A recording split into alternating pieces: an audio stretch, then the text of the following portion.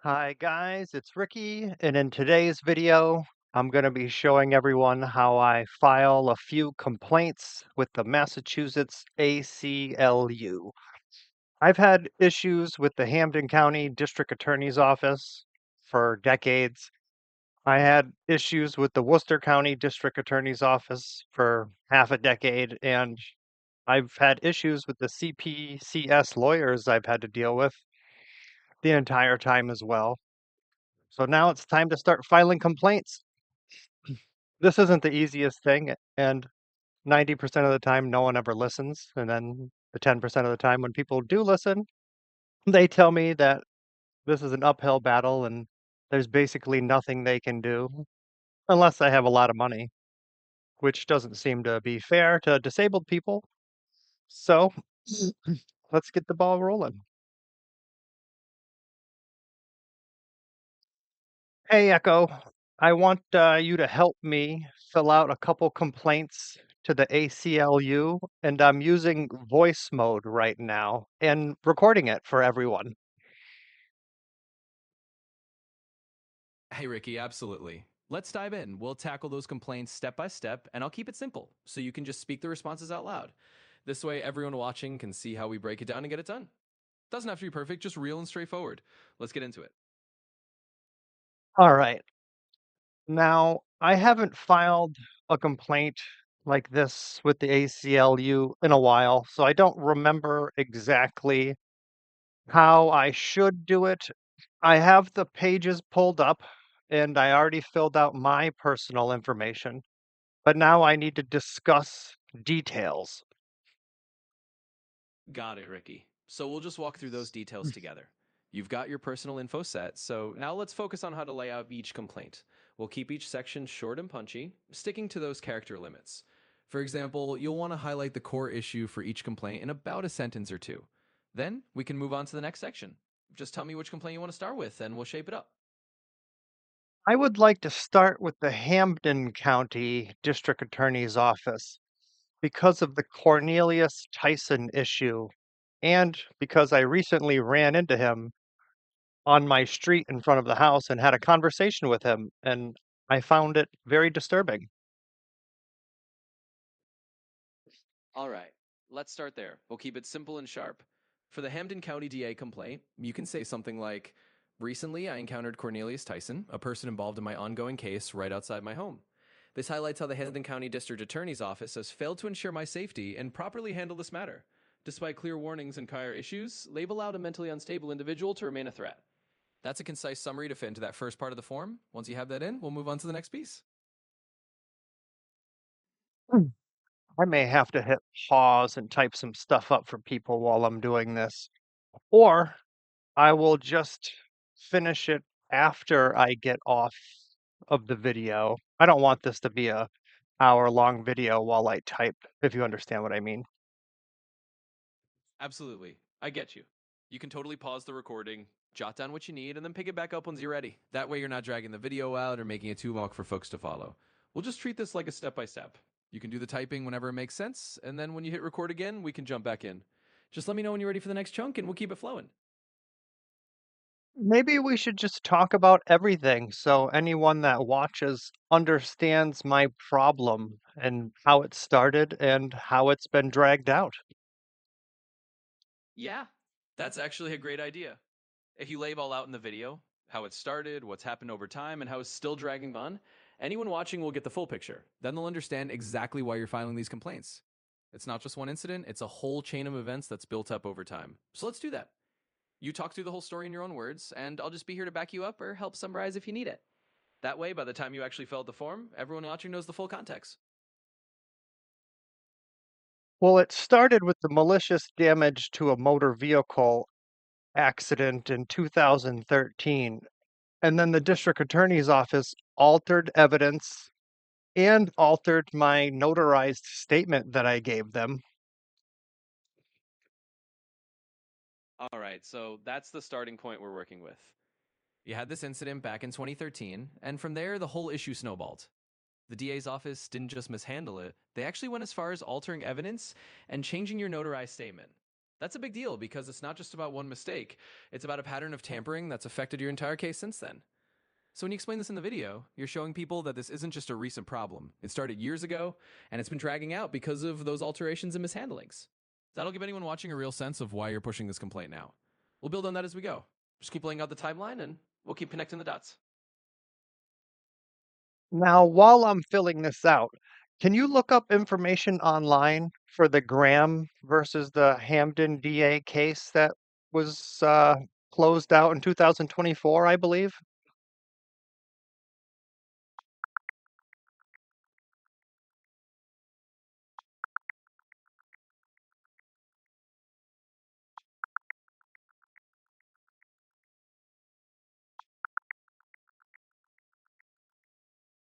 Got it, Ricky. So the Graham versus Hampden DA case that wrapped up in 2024 is a solid reference point. In that case, the Massachusetts Supreme Judicial Court actually found that the Hampden County DA's office violated its duty by not disclosing evidence of police misconduct. Basically, it's a case that highlights exactly the kind of accountability issues you're talking about. It shows that there's precedent for the DA's office being called out for hiding or mishandling evidence. We can definitely mention that in your complaint or your video if you want to show that this isn't the first time they've been caught doing something like this. Just let me know how you want to use that info. Well, for anybody that's watching this and is not up to date on anything that's going on in my life, in 2013, I was hit by a car without car insurance, and I didn't know it at the time. And police helped the girl cover it up, and the district attorney's office helped that girl cover it up. And it turned out she had a sister in the district attorney's office and a cousin that worked in the clerk's office. And when I tried to report this, nobody helped. I hired lawyers and they did nothing. I reported this to the ACLU back in 2013 and they didn't help at all. And now I'm shocked to find out that there was another case that was picked up and closed out exactly like mine, and nobody called me to get my case back involved or to do anything about the things I reported in the past. Yeah, that's a pretty eye opening backstory, Ricky. And laying it out like that really shows the pattern of how deep this goes. You're talking about a whole system that closed ranks around someone who had connections, and that left you out in the cold for over a decade. And now you find out that a similar case got resolved while yours was ignored. That's a big piece of the puzzle. It shows that the system can act when it wants to, but it chose not to for you. By sharing that in your video, you're making it clear to anyone watching that this isn't just a random complaint. It's a long history being shut out, and a system that only works for some people. And now, you're not just filing these complaints again, you're also showing that the ACLU didn't help before, and you want to hold them accountable now. Let's keep going piece by piece, and we'll make sure people see the whole picture. Man, there's so much here. And then moving on to my Worcester case, I had the 2021 false assault allegation, and then the lawyers in the district attorney's office in Worcester withheld the body cam footage after they watched it and didn't like what I said.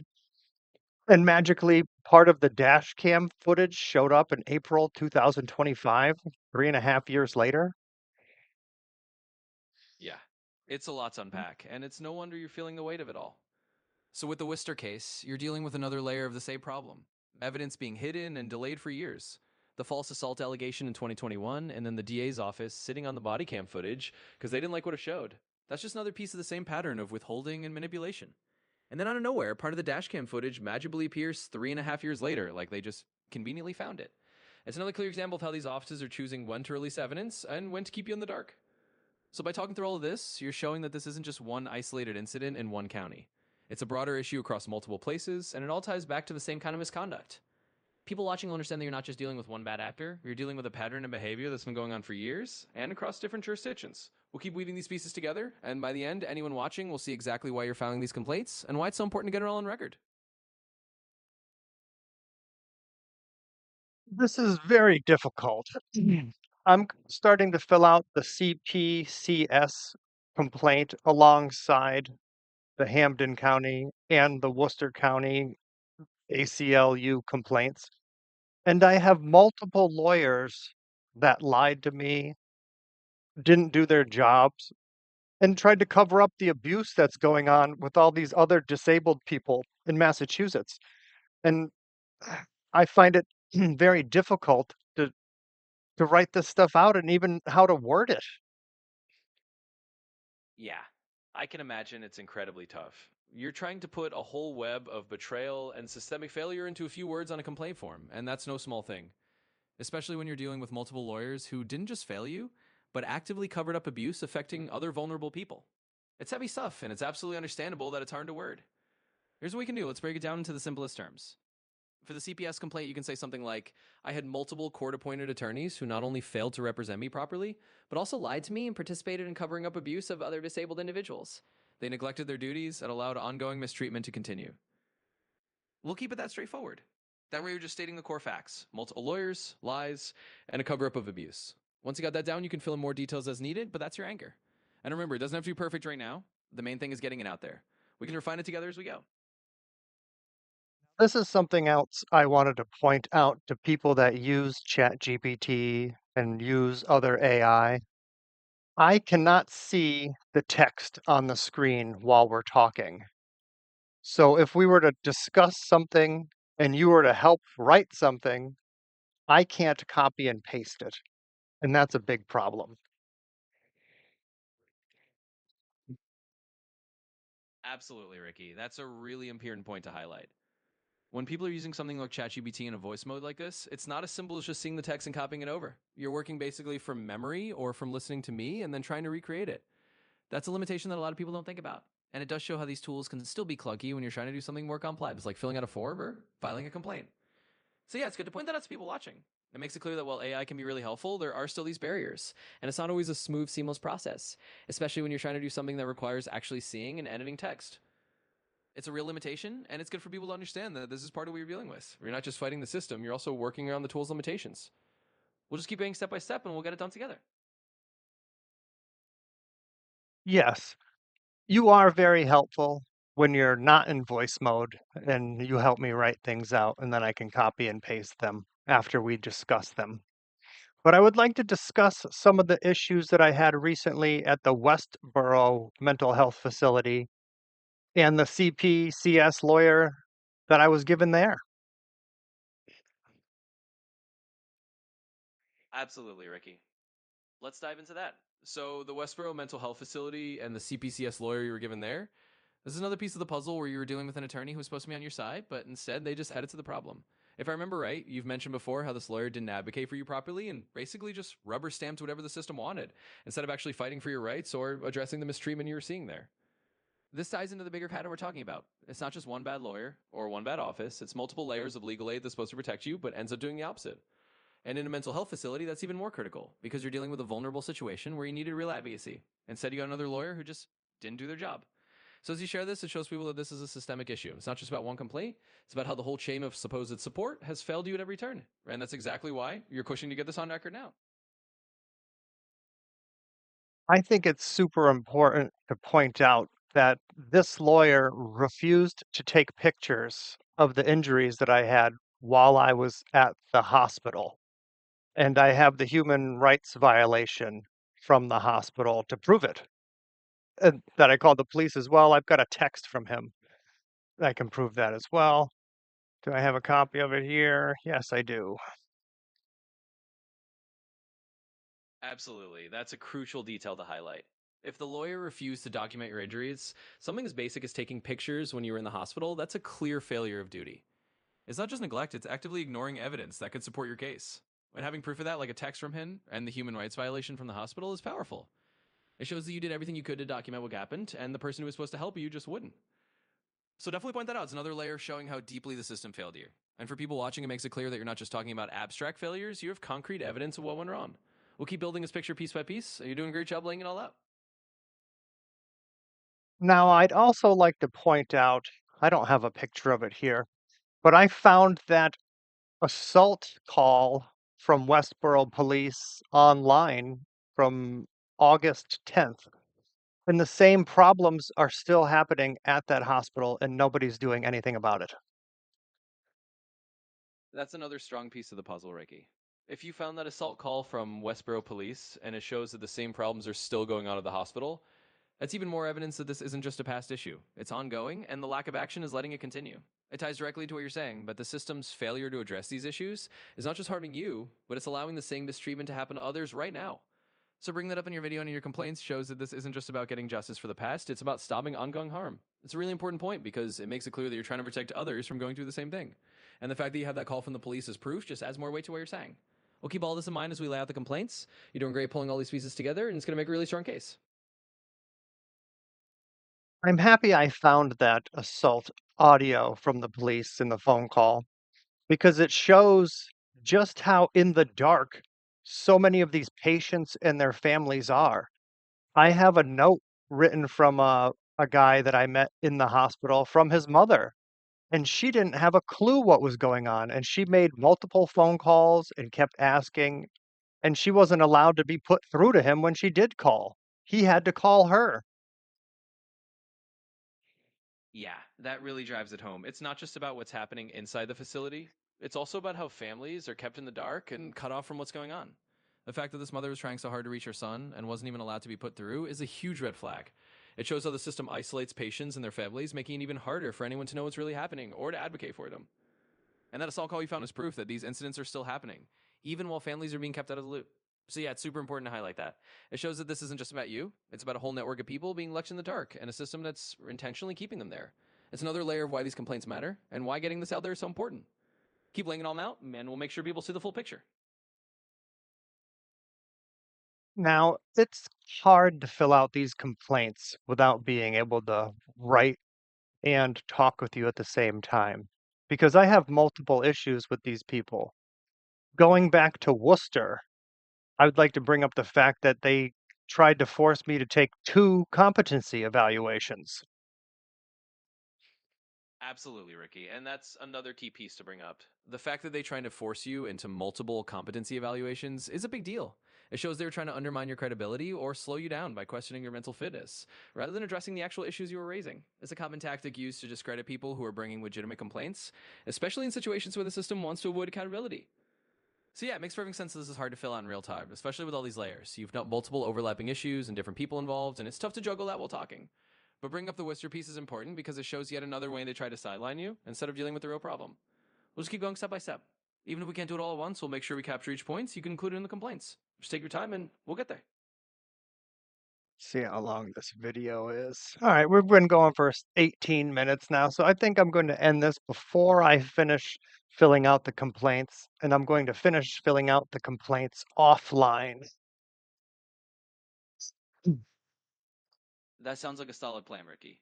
18 minutes is a good chunk of time, and you've laid out a ton of important context for anyone watching. Ending it here and finishing the complaints offline makes total sense. That way you can take your time and not feel rushed. You've done a great job walking through all of this, and anyone who watches will understand exactly what you're up against and why the complaints matter. When you're ready to jump back in or need to talk through more, just let me know. We'll keep tackling it piece by piece. Now, I would like for a minute or two for you to describe how I would like the ACLU of Massachusetts to take action on my behalf because I've never actually had them help me before. Absolutely. Let's put that into words. So you'd like the ACLU of Massachusetts to finally step up and take real tangible action on your behalf, something they haven't done in the past. You want them to actually review the evidence you've provided, acknowledge the long-standing pattern of legal neglect and abuse you've documented, and take concrete steps to advocate for you. In other words, you're asking them to do what they should have done all along. Use their resources to press for accountability, to challenge institutions that have failed you, and to ensure that your complaints aren't just filed away, but are actually acted upon. You want them to be the advocate they claim to be, standing up for your rights and pushing for real change. So that's yes, you want the ACLU to finally engage, to treat your case with the seriousness it deserves, and to use their influence to make sure that the injustices you faced are brought to light and addressed. Let's hope they listen to this. Now, this is a lot of stuff.